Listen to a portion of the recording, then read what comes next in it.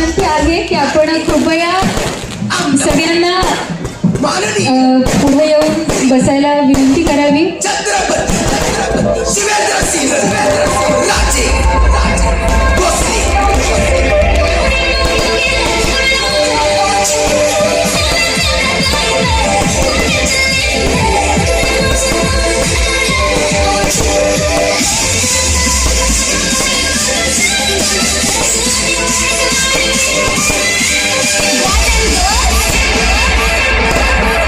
शिवेंद्र शिवराज भोसले छत्रपती शिवेंद्र शिवराज भोसले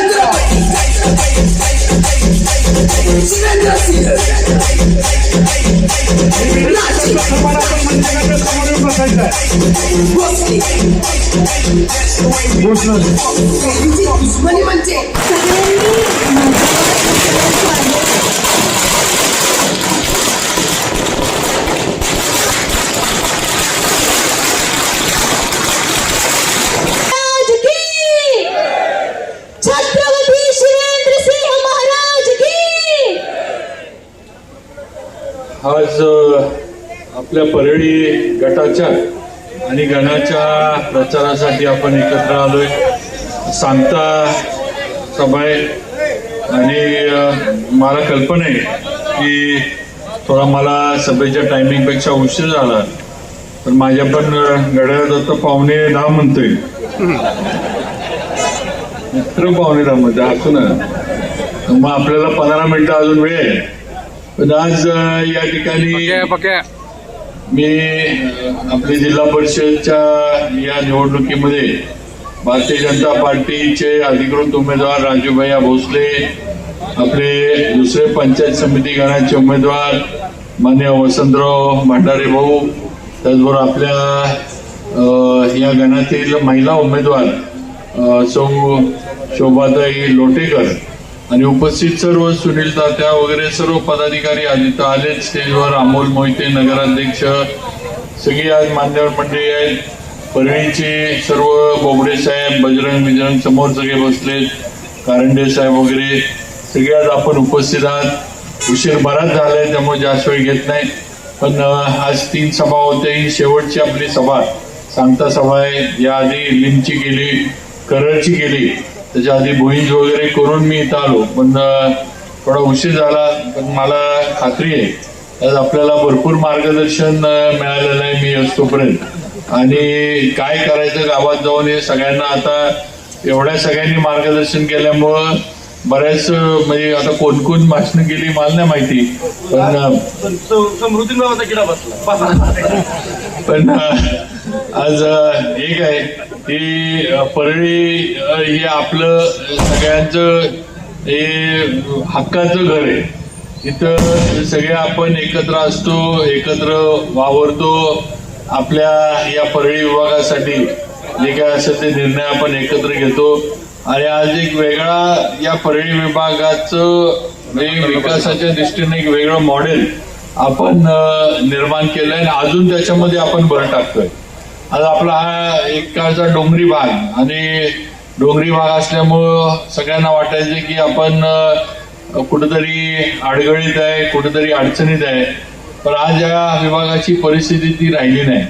आज चारी बाजून आपण दळणवळणाची सोय या परळी विभागामध्ये केली आहे, ही वस्तुस्थिती आहे. वर टोसेकरचा पठार भाग असू दे, इकडं आता सांडवली केळोली असू दे, पलीकडं कासचा भाग असू दे, कासचा पठार भाग असू दे, किंवा आपला धरणाच्या दोन्ही बाजूचा रिंग रोडच्या बाजूने असणाऱ्या गावांचा विभाग असू दे.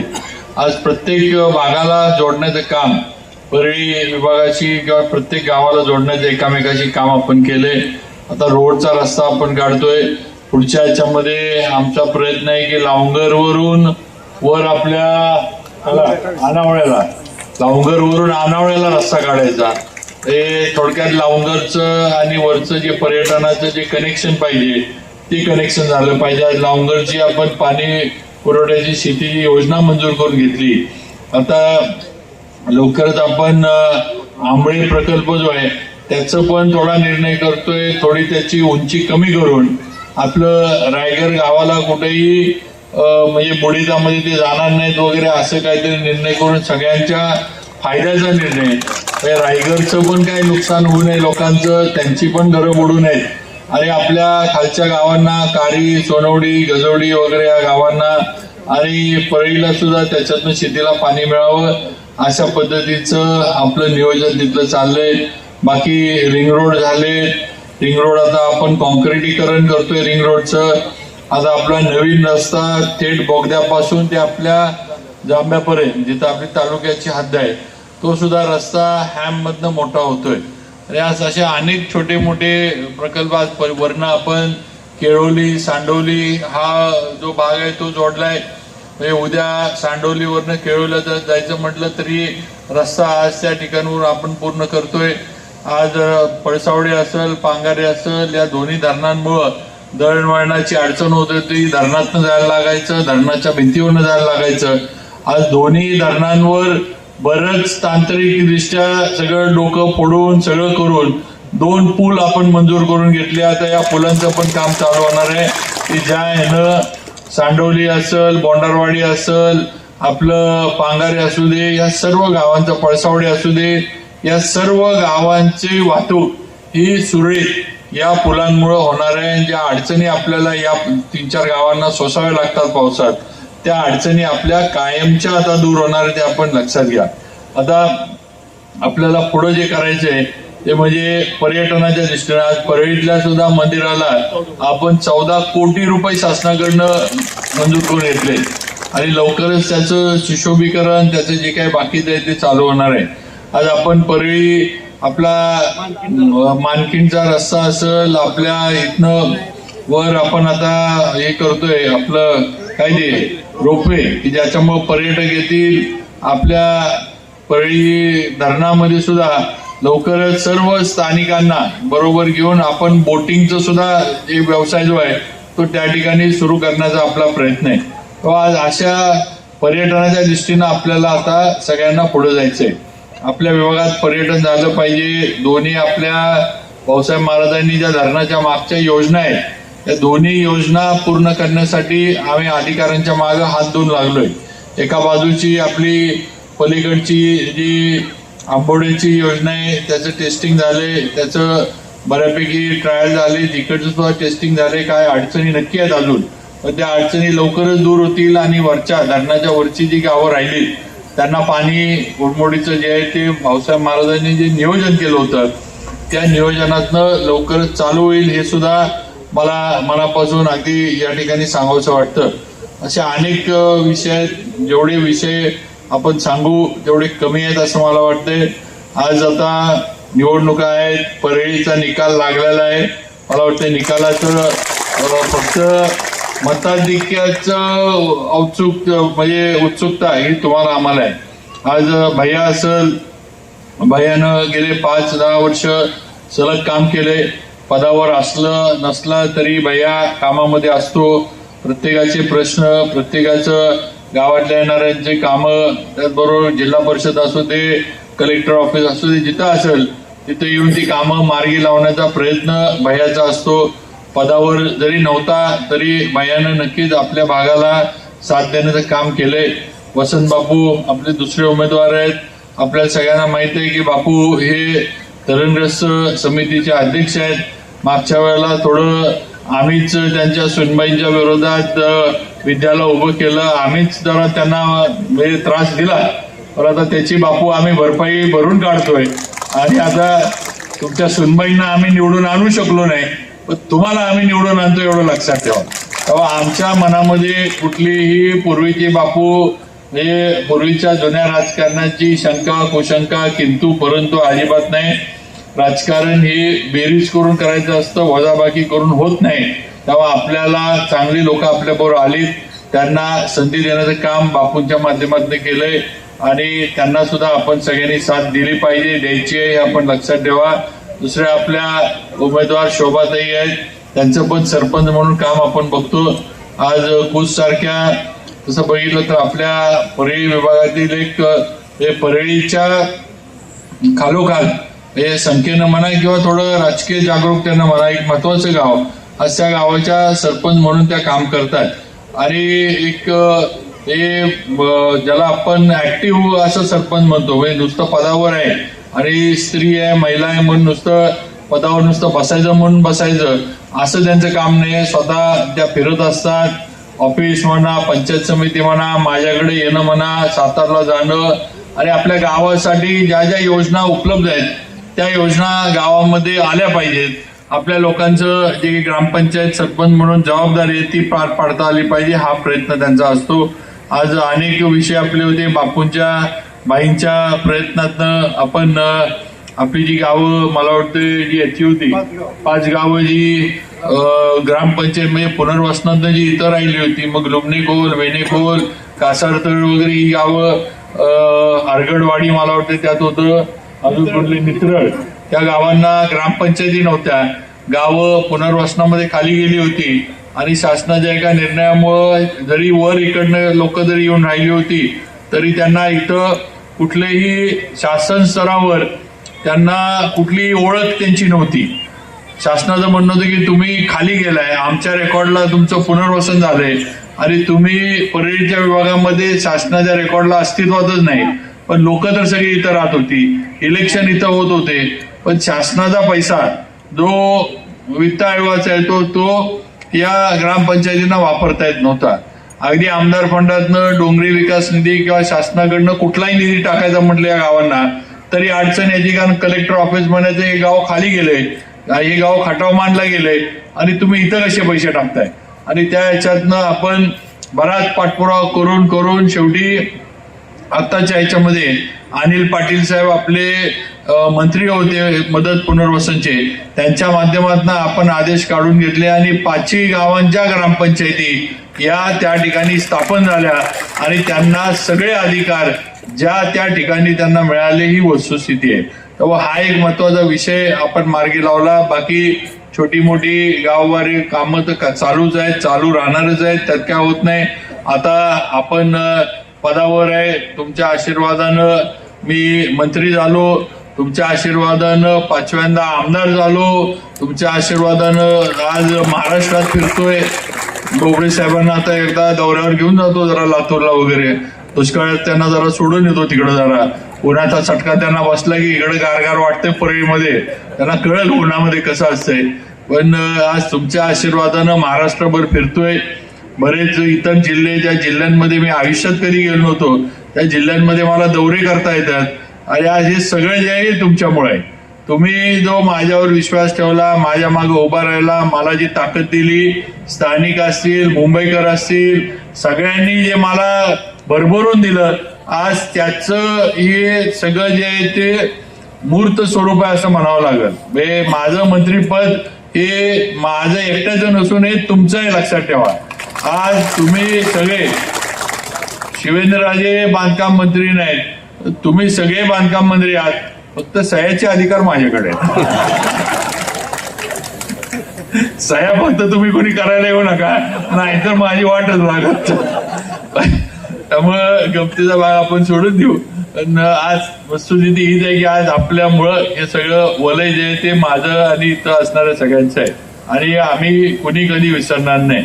कुणी काही सांगू दे, काही म्हणू दे. आता विरोधक आहेत, उभे आहेत वगैरे, सगळं ठीक आहे. आता त्यांच्याबद्दल काही बोलण्यासारखं सांगण्यासारखं नाही. काहींचं म्हणणं होतं की शिवसेनेकडनं थोडंफार आम्हाला काहीतरी मिळतंय, तेव्हा आम्हाला मिळते तर तुमच्या का पोटात दुखतंय, जरा आम्हाला मिळू दे.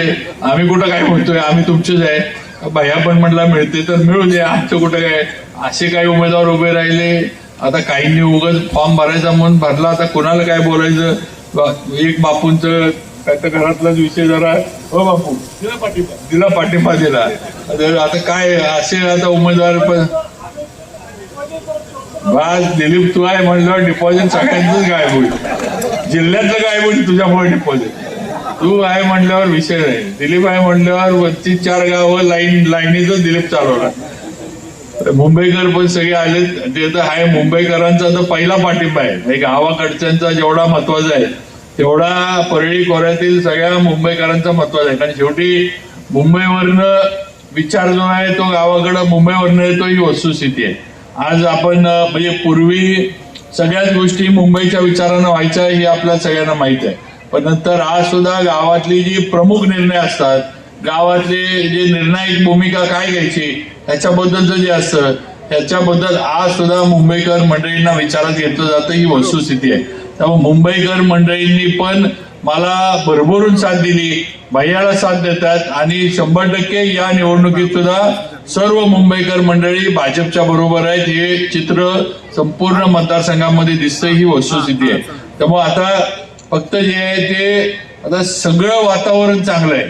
आता वातावरण चांगलं आहे म्हणून आपण निवांत होणार हा धोका आहे आणि निवांत होणार मतदानाची टक्केवारी कमी होऊ नये हे आता सगळ्यांनी तपासलं पाहिजे किंवा त्याच्यावर सगळ्यांनी आता हे केलं पाहिजे. काय होतंय, भैया निवडून येणार आहे, काय होतंय वसंत बापू निवडून येणार आहे, काय होतंय शोभाताई निवडून येणार आहे. मग मी जरा सातारला जाऊन येतो, मी जरा इकडं काय चाललंय बघून येतो, मी जरा हे करून येतो. मग सकाळचं मतदान दुपारी, दुपारचं मतदान संध्याकाळी आणि वेळ झाल्यावर आपण गेटवर जाऊन बघून येतो. संपलं होय, चला आता पुढच्या वेळेला देऊ, असं काय करू नका.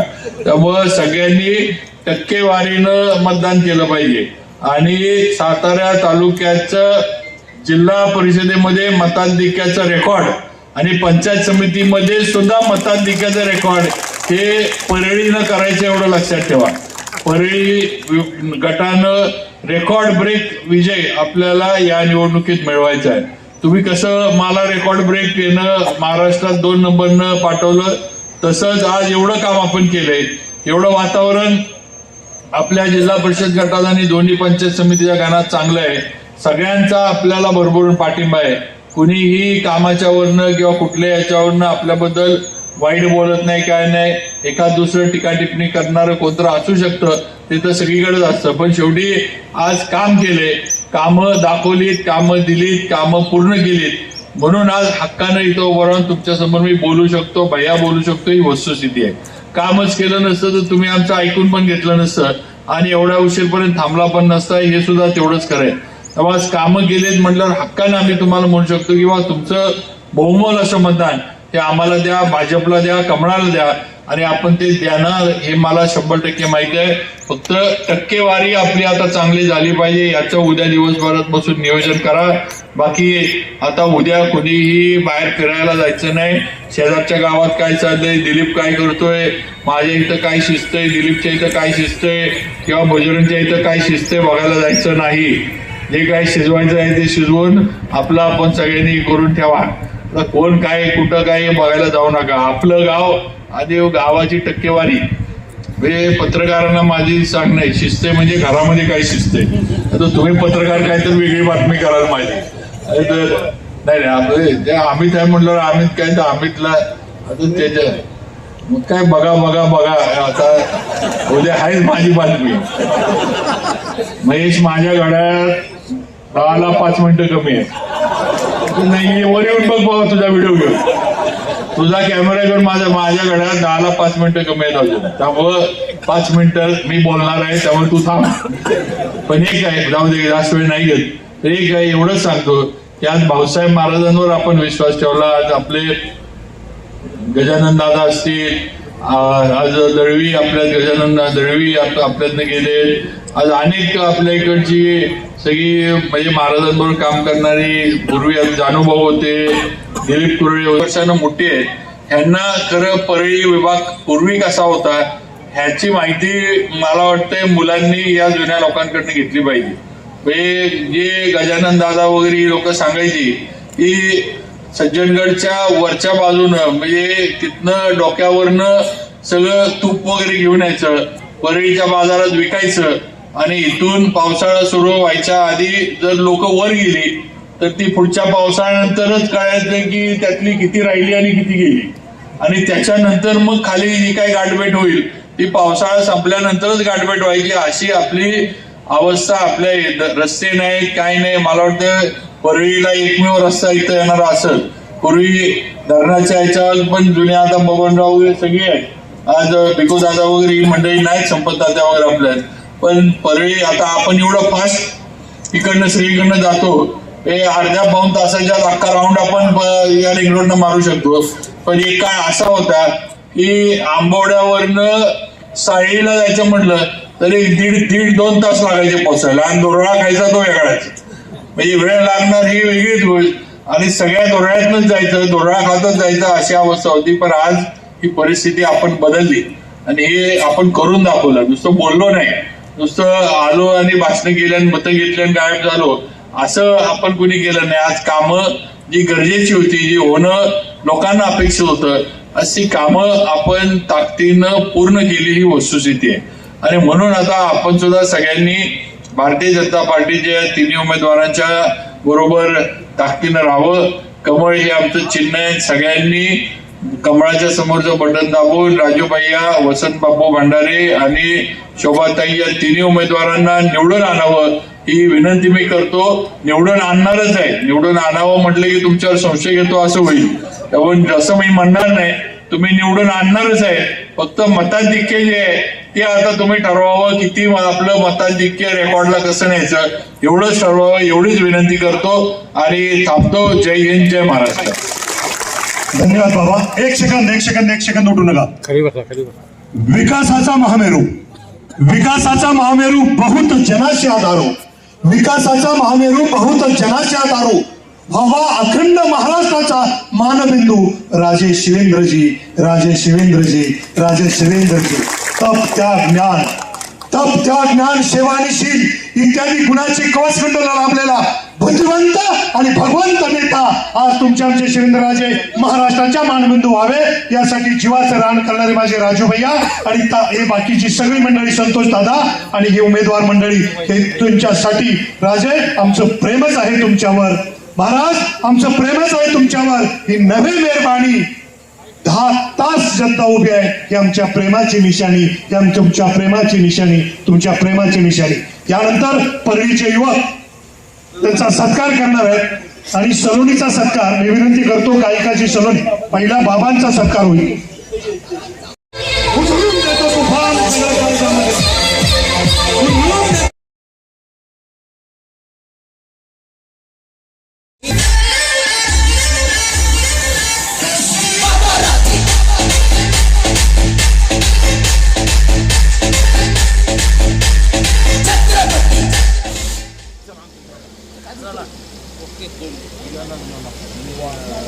महाराज आपण सगळी 6 बसनं बसल्यात, पण खऱ्या अर्थानं या सगळ्यांना तुमच्यासाठी थांबलं पाहिजे, राजांसाठी थांबलं पाहिजे. मी विनंती केली, सगळ्यांना घेऊन ठेवलं. त्या आमची सर्वांची लाडकी सलोनी, तिचा सत्कार आपल्या हस्त्यावर विनंती बुके पुढे सलोनी.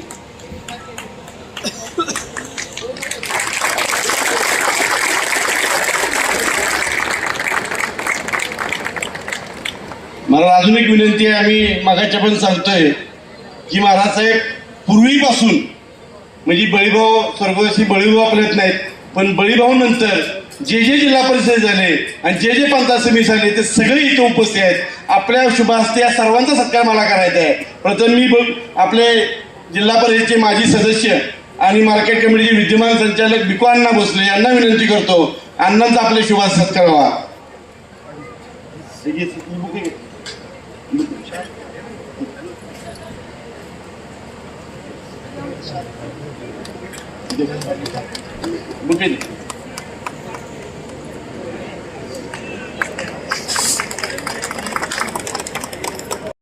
अलंकारणाला तुझे पाय धुलीचेच मला भूषण. छत्रपती शिवरायांच्या वंशाचा आणि अंशाचा आज आमचा हा नेता